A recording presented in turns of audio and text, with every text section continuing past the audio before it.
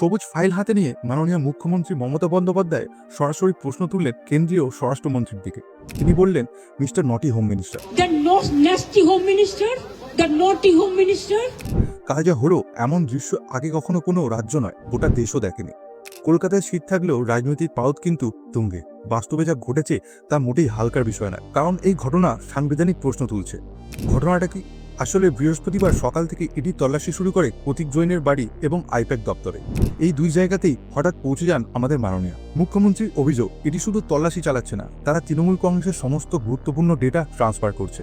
Laptop, hard disk, যেখানে নির্বাচনী কৌশল, এসআইআর সংক্রান্ত নথি, এমনকি মানুষকে সাহায্য করার তথ্যও আছে, সবকিছুই নিয়ে যাওয়া হচ্ছে। মমতা বন্দ্যোপাধ্যায়ের মতে এটা তদন্ত নয়, এটা অপরাধ। তিনি বলেন, আইপ্যাক তৃণমূলের অথরাইজড, গণতান্ত্রিকভাবে লড়াই করুন, এজেন্সি ব্যবহার করে আমাদের ভয় দেখানোর চেষ্টা করবেন না। অন্যদিকে বিজেপির পাল্টা অভিযোগ আরও গুরুতর। বিজেপি বলছে একজন ক্ষমতাসীন মুখ্যমন্ত্রী তদন্তস্থলে গিয়ে দলের নথি ও হার্ড ডিস্ক বাঁচানোর চেষ্টা করছে। এটা ড্যামেজ কন্ট্রোল নয়, বরং প্রমাণ লুকোনোর চেষ্টা।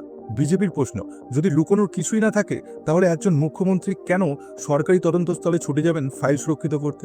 এই ঘটনার পরেই প্রশ্ন উঠেছে, এটির এই ধারাবাহিক তল্লাশি কি আদৌ আইন মেনে হচ্ছে, নাকি রাজনৈতিক চাপে পশ্চিমবঙ্গের একের পর এক সরকারি ও রাজনৈতিক দপ্তরে অভিযান চালানো হচ্ছে?